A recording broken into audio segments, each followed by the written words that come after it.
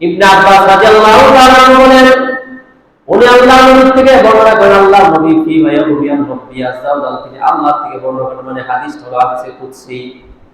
আল্লাহর নবী বলেন, আল্লাহ তাআলা বলেন, ইন্নাল্লাহা কাতাবাল হাসানাতি ওয়াস সাইয়্যাত, ইন্নাল্লাহা কাতাবাল হাসানাতি ওয়াস সাইয়্যাত,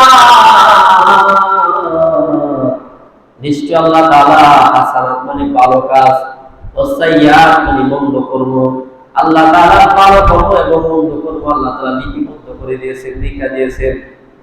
কোরআন শরীফের আগে যে সমস্ত কিতাবগুলো ছিল, তাওরাত বলেন, জবুর বলেন, ইনজিল বলেন, 100 সহিফা, প্রত্যেকটা কিতাবের মধ্যে আল্লাহ তাআলা সৎ কর্ম কোনটা, কোনটা ভালো কর্ম, কোনটা মন্দ কর্ম, সব আল্লাহ তাআলা লিখে দিয়েছেন। বলে আল্লাহ তাআলা শুধু লিখে দেন নাই, সুম্মা বায়ানা যালিক, আল্লাহ তাআলা বর্ণনা করে দিয়েছেন কোনটা সঠিক, কোনটা বেঠিক, কোনটা নেই, কোনটা অন্যায়, কোনটা সত্য, কোনটা অসত্য, কোনটা নেই পথ, কোনটা অন্যায়ের পথ, সব আল্লাহ তাআলা বর্ণনা করে দিয়েছেন। আল্লাহ নবী বলেন, আল্লাহ তাআলা বলেন, আল্লাহ নবী বলেন হাদিসে কুদসি, নবী বলেন, ফামান হাম্মা বিহাসানাতি, ওই মানুষগুলোর মধ্যে, বান্দাগুলোর মধ্যে আমার একটা বান্দা যখন এরকম হাম্মা বিহাসানাতি, একটা নেক কাজের নিয়ত করলো, বলে ফালাম ইয়ামালহা, সে নেক কাজটা করতে পারে নাই। আমি আপনি এরকম ভাবে একটা ভালো কাজের নিয়ত করলাম, একটা সৎ কর্ম করার নিয়ত করলাম, একটা নেক কাজ করার নিয়ত করলাম, কোন একটা কারণে আমি আপনি ওই কাজটা করতে পারি নাই, ফালাম ইয়ামালহা, আল্লাহ তাআলা বলেন ওই বান্দা ওই কাজটা করতে পারে নাই। আল্লাহ নবী আল্লাহ থেকে বর্ণনা করেন, তবে আল্লাহ তাআলা ওই নিয়ত করার কারণে কাতাবাল্লাহু ইনদাহু হাসানাতান কামিলা, আল্লাহ তাআলা ওই বান্দার আমলনামার মধ্যে পরিপূর্ণ একটা নেক আল্লাহ তাআলা লিখে দিবেন। শুধুমাত্র বান্দাটা নিয়ত করছে একটা ভালো কাজ করবে, ওই কাজটা সে করতে পারে নাই, তারা দিয়া আমলহা, সে কাজটা করতে পারে নাই। আল্লাহ বলে যে বান্দা, তুমি যে নিয়ত করলা, তুমি কাজটা যদিও না করতে পারো, নিয়তের কারণে আল্লাহ তাআলা তোমার জন্য কাতাবাল্লাহু ইনদাহু হাসানাতান কামিলা, পরিপূর্ণ একটা নেক আল্লাহ তাআলা আমলনামার মধ্যে দিয়ে দিবেন। এখন আমি আপনি বলতে পারেন যদি কাজটা করে, তারপরে অবশ্যই আল্লাহ নবী বলেন, ফাইন ওয়া হাম্মা বিহা, ওই বান্দাটা যদি ওই নেক আমলটা, ভালো কাজটা যদি বান্দাটা করে ফেলে, বলে ফাআলাহা, ওই বান্দাটা কাজটা করে ফেললো, যে নিয়ত করলো সেই কাজটা করলো, বলে আল্লাহ তাআলা খুশি হইয়া কাতাবাল্লাহু ইনদাহু হাসানাতিন ইলা 700 দিয়াফিন ইলা আদাফিন কাসীরা, আল্লাহ তাআলা খুশি হয়ে বান্দাকে 10 থেকে 700 গুণ নেক আল্লাহ তাআলা আমলনামায় দান করবে। আপনি নিয়ত করছেন, নিয়ত করছেন একটা ভালো কাজ, করতে পারেন নাই, বলে এক নেকি হাসানাতান কামিলা, পরিপূর্ণ একটা নেকি আল্লাহ আপনার আমলনামায় দান করবেন। যদি আমি আপনি কাজটা করতে পারি, তাহলে ফাইন ওয়া হাম্মা ফাআলাহা, যদি কাজটা সে করে ফেলে, যে কাজের নিয়ত সে করলো, বলে কাতাবাল্লাহু লাহু ইনদাহু হাসানাতিন ইলা 700 দিয়াফিন, মানে 700 নাকি 10 থেকে 700 নাকি, বলে ইলা আদাফিন কাসীর, এর থেকে বেশি নাকি আল্লাহ দান করবেন। এখন আমি আপনি প্রশ্ন হতে পারে যে এই হাদিসের মধ্যে এই তারতম্য কেন, বলে 1 থেকে নেয়া, 10 থেকে নেয়া, এরকম 700, বলে ইবাদতের কোয়ালিটি হিসাবে আল্লাহ তাআলা নেকি তারতম্য করেন। বলে কোয়ালিটি কেমন, বলে আমি আপনি দুইজন নামাজ পড়তে আসছি, একজন দেখা গেছে 4 রাকাত নামাজ পড়তে 2 মিনিট সময় লাগে, আরেকজন দেখা গেছে 4 মিনিট লাগে, আরেকজন কাছে 8 মিনিটও হয় না।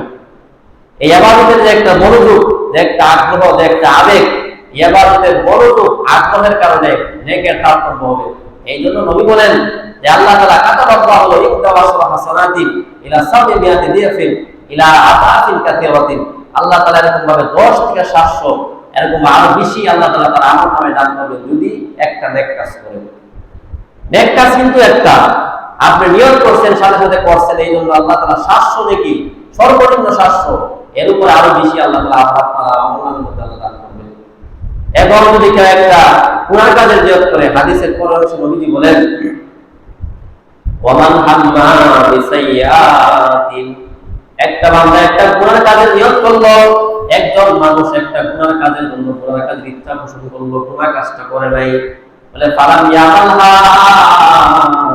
ওই বান্দাটা গুনাহ কাজ করে নাই, গুনাহ কাজের দিকে যায় নাই, একজন যুবক মানুষের নিয়ত করলো যে আমি আজকে এরকম ভাবে সারা রাত এরকম ভাবে আমি নেটের মাধ্যমে ফেসবুকের মাধ্যমে গুনাহ করবো, আমি আজকে রাস্তাটা যাওয়ার সময় আমার নজরকে হেফাজত করবো না, এদিক সেদিক আমি তাকাবো, অমুক বিয়ের সাথে আমি এরকম ভাবে ফোনে কথা বলবো, এই নিয়ত করবো। কিন্তু ওই বান্দাটা যদি ওই কাজটা না করে, ওই গুনার কাজটা না করে, বান্দাটা গুনার কাজটা করে নাই, আল্লাহ বলেন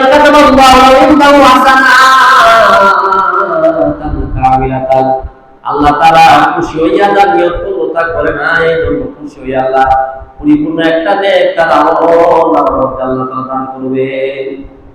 একটা গুনাহ নিয়ত করছেন কিন্তু কাজটা আপনি করেন নাই, তারা আল্লাহ কাজটা আপনি করেন নাই, আপনি নিজেকে বুঝাইছেন আর এদিকে গুনার কাজ, এই জন্য কাজের দিকে আপনি যান নাই বলে আল্লাহ তাআলা কাতাবাল্লাহু আলাইহি হাসানাতান কামিলা, পরিপূর্ণ একটা নেক আল্লাহ তাআলা আপনার আমার আমল দান করবে। আল্লাহ নবী তারপরে ওই মানুষটা যদি এরকম ভাবে ফাইন হাম্মা ওয়া আম্মা বিহা, ওই গুনার কাজটা যদি সে করে ফেলে, যেই গুনার কাজের নিয়ত সে করবো, গুনার কাজটা যদি সে করে ফেলে, আল্লাহ তাআলা তাকে এরকম ভাবে 10টা গুনাহ দান করবেন না। আল্লাহ নবী বলেন কাতাবাল্লাহু সাইয়্যাতান ওয়াহিদা, আল্লাহ তাআলা ওই বান্দার আমলনামায় একটা গুনাহ আল্লাহ তাআলা লিখে দিবে। দেখেন আল্লাহ কত দয়ালু, আমি আপনি একটা গুনার কাজে নিয়ত করছি, কাজটা করি নাই, বলে এক নেকি হাসানাতান কামিলাতান, পরিপূর্ণ একটা নেকি আল্লাহ তাআলা আপনার আমলনামায় দান করবেন। বলে একটা নিয়ত করছেন, আপনি যদি গুনাহ কাজটা যদি আপনি না করেন, এই অবস্থা যদি গুনাহ কাজটা করেন তাহলে বলে একটা গুনাহ করছে, একটাই গুনাহ, অথচ সওয়াবের ক্ষেত্রে আপনি একটা নিয়ত করছেন ভালো কাজ করার, কাজটা আপনি যদি করেন তাহলে আল্লাহ তাআলা আপনাকে 10 থেকে 700 নেকি দান করবে, এর থেকে বেশি দান করবে। এরপরেও আফসোস, আপনি আমি যদি নিজের হিসাব করি, মুহাসাবা করি, নিজের জিন্দেগির হিসাব যদি করি গুনাহ নেকের, দেখা যাবে আমার আপনার গুনাহই কিন্তু বেশি। এটা আমার আপনার ব্যর্থতা।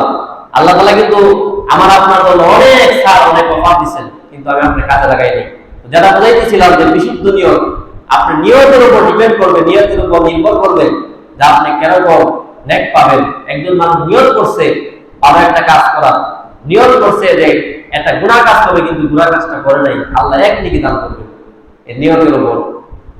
আরেকটা হাদিস শুনাই গেলে এই ব্যাপারে, নাসাই শরীফ কিতাবের নামে, কিতাবের 1787 নম্বর হাদিস, 1787 বর্ণনাকারী হলেন আবু দারদা রাদিয়াল্লাহু তাআলা আনহু।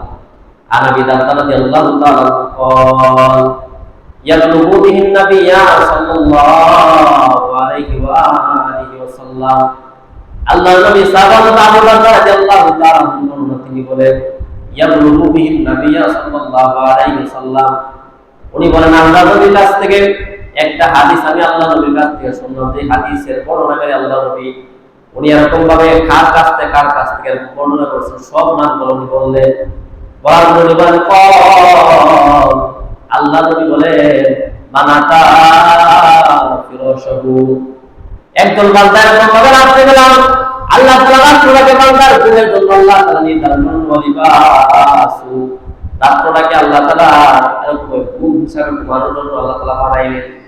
রাত্রটা এরকম ভাবে পোশাকের মতো, একজন মানুষ রাত্রে বেলা মানাতা ফিরাশাহু, একজন মানুষ বিছানার জন্য, ঘুমের জন্য বিছানার মধ্যে গেল, যাওয়ার পর আয়াতুনি ওই মানুষটা নিয়ত করলো আইয়াকু মাইসাল্লি মিনাল লাইল, আমি রাত্রে বেলা সবাই যখন ঘুমায় রাত 2টা 2:30 3টার দিকে আমি জাগ্রত হব, 2 রাকাত তাহাজ্জুদ নামাজ পড়ব। মিনাল লাইল দ্বারা এখানে রাতের নামাজ, দ্বারা তাহাজ্জুদ নামাজ উদ্দেশ্য। একজন মানুষের কোনভাবে নামাজটা ফিরাও, একজন মানুষ তার বিছানার মধ্যে গেল, যাওয়ার পর আয়াতুনি আইয়াকু মাইসাল্লি মিনাল লাইল, ওই মানুষটা যখন তাহাজ্জুদ নামাজ পড়ার নিয়ত করলো, আল্লাহ বলেন ফাকালা বাইনা আসবাহা, ফাকালা বাইনা, ওই মানুষটা সুখ তাকে পরাজিত করে ফেললো। মানে রাত্রে বেলা ঘুমের এত চাপ, ঘুমের চাপের কারণে মানুষটা তাহাজ্জুদ নামাজ পড়ার জন্য 2টা 2:30টার দিকে উঠতে পারে, জাগ্রত হইতে পারে নাই। হাত্তা আসবাহা, হঠাৎ করে মানুষটা এরকম ভাবে সুবহে সাদেকের সময় সকালবেলা উঠলো, মানে ফজরের আযান শুনে উঠলো।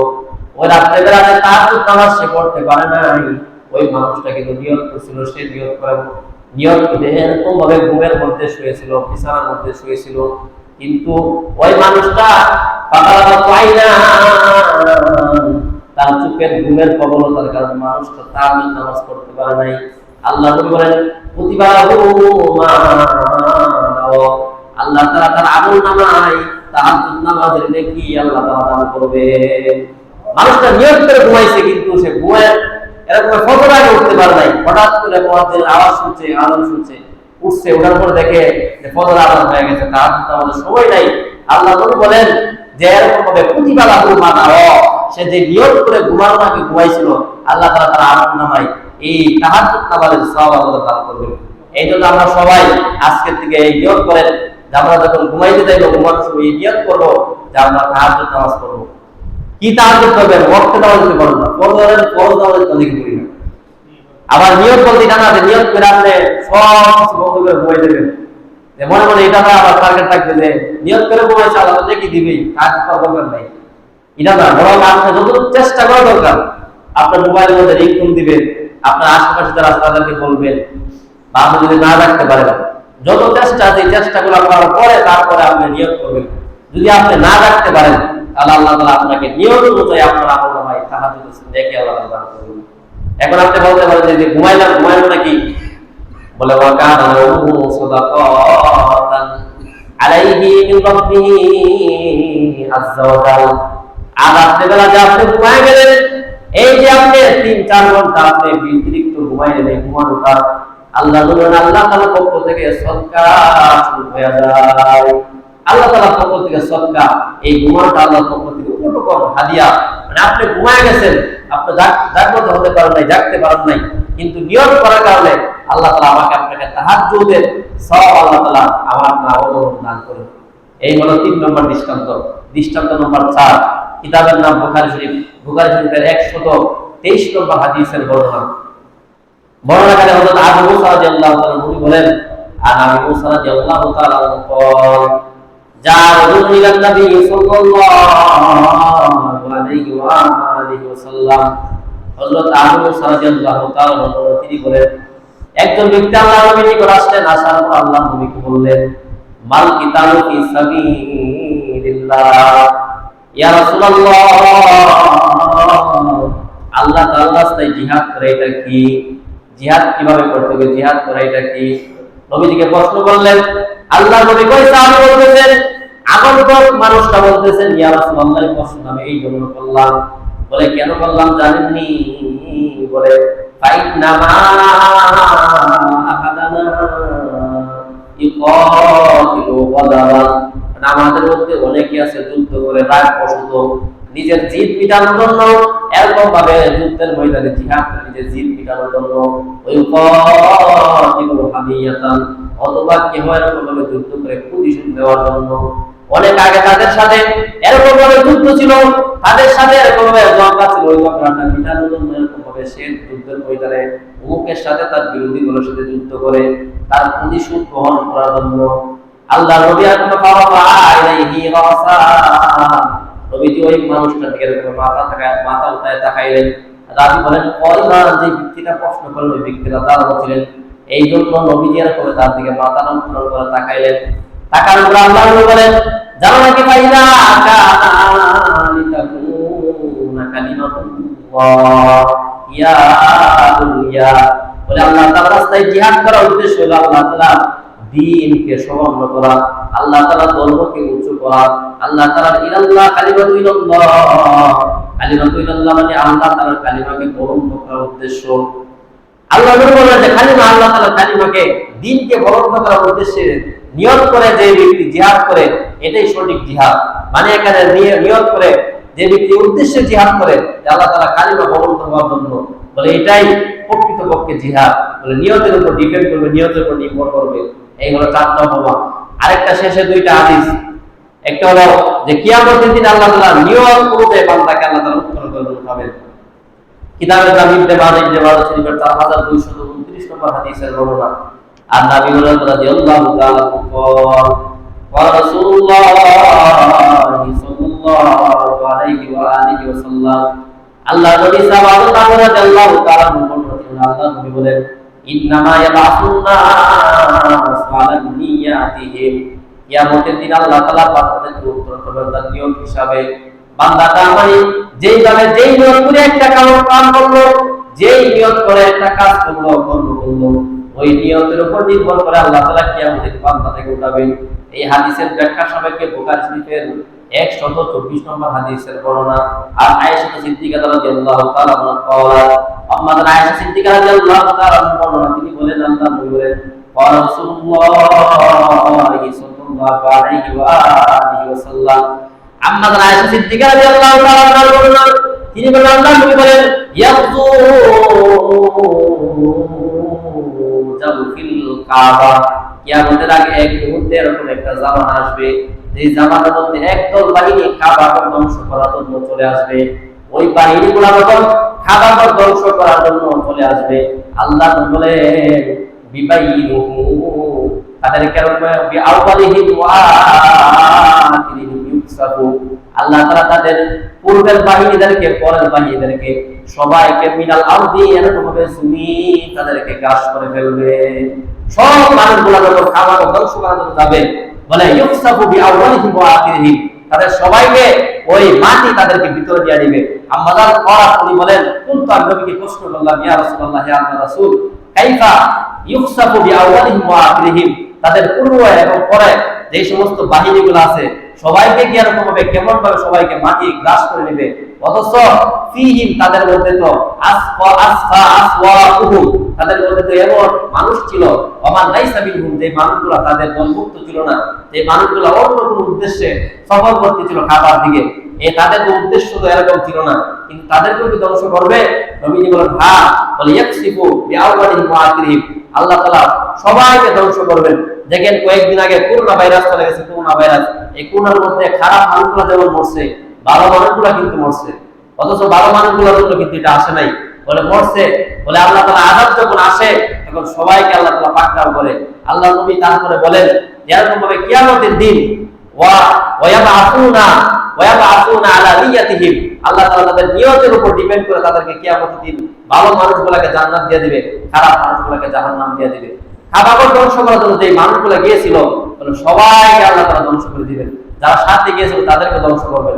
বলে কিয়ামতের দিন আল্লাহ তাআলা তাদেরকে আলাদা করবে, ওয়ায়াবাসুনা আলা নিয়াতিহিম, তাদের নিয়তের উপর আলাদা ডিপেন্ড করে, নিয়তের উপর নির্ভর করে ভালো মানুষদেরকে আল্লাহ তাআলা জান্নাত দান করবেন, খারাপ মানুষদেরকে আল্লাহ তাআলা জাহান্নামে দিবেন। এই যে এতক্ষণ যে আলোচনাগুলো করলাম তার সার নির্দেশ হলো যে আমার আপনার প্রত্যেকটা কাজ নিয়তকে সঠিক করে করতে হবে। নিয়ত যদি বলবেন থাকে, আমি আপনার মসজিদে আসছি, যে আমার বয়স 80-90 বছর, যদি মসজিদে না যাই মানুষ আমায় কি বলবে? অনেকে আছে যুবক মানুষ, 5 ওয়াক্ত নামাজে খবর নাই, শুক্রবারে আসে, যদি না আসে মানুষ কি বলবে? এই জন্য অনেকে শুক্রবারে নামাজ পড়তে আসে। এইটা নিয়ত, আপনি নিয়তটা কিন্তু এরকম উল্টায় ফেললেন। একজন মানুষের ঘর তৈরি করলো, তৈরি করার পর দক্ষিণ দিকে একটা জানালা কাটলো, এই নিয়তে যে জানালা দিয়ে আমি মসজিদের আযান শুনবো, এই নিয়তে কাটছে। দেখেন নিয়ত কিন্তু করছে আযান শুনবে, এখন মসজিদে যদি দক্ষিণা বাতাস যদি আসে তার ঘরে ঢুকবে না? অবশ্যই ঢুকবে। আযান যেমন ঢুকবে বাতাসও ঢুকবে। আবার একজন নিয়ত করছে যে শুধু আমি বাতাস খাবো, আযানে নিয়ত করলে সে কিন্তু নেকি পাবে না। আর যেই মানুষটা আযান শোনার জন্য করছে, বাতাসও পাবে, আবার নেকি নিয়ত পাবে, ভালো নিয়ত করার কারণে। এই জন্যই তো নবীজি বলছেন বুখারীর প্রথম হাদিস, ইন্নামাল আমালু বিন্নিয়াত, সকল কাজের প্রতিদান নিয়তের উপর নির্ভরশীল। নিয়ত আপনার যদি ভালো হয়, আপনার আমলটাও ভালো হবে। নিয়ত যদি গরমিল থাকে, আমলের মধ্যে গরমিল তৈরি হবে। আল্লাহ তাআলার কাছে যে নেক পাওয়ার কথা, ওই নেক আমি আপনি পাবো না। এই জন্য প্রত্যেকটা কাজ করার জন্য 4টা মূলনীতি। একটা হলো বিশুদ্ধ নিয়ত, 2 নম্বর হলো ইখলাস, 3 নম্বর হলো সওয়াব পাওয়ার আশায় আমল করা, 4 নম্বর রিয়া মুক্ত হওয়া। ধারাবাহিকভাবে ইনশাআল্লাহ পরবর্তী জুমাগুলোতে আলোচনা আসবে। এর আগে সামনের জুমার থেকে মহরম সম্পর্কে আলোচনা হবে। আমরা সকলেই আগে ভাগে আসার চেষ্টা করব। গুরুত্বপূর্ণ বিষয়, আমাদের সমাজের মধ্যে অনেক কুসংস্কার এই মহরমকে কেন্দ্র করে করা হয়। এগুলোর থেকে নিজেদেরকে বাঁচানোর জন্য আমরা সকলে এই আলোচনাগুলো শোনা জরুরি আমাদের জন্য। এই জন্য সকলে আসবেন, আমাদের সুন্নাত মেনে চালাকে শুরু করব।